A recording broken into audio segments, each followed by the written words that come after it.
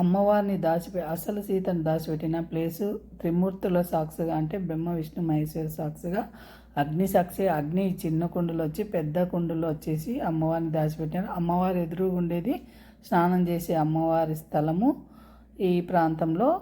ఇక్కడ గోదావరి అరుణ వరుణ త్రివేణి సంగమం.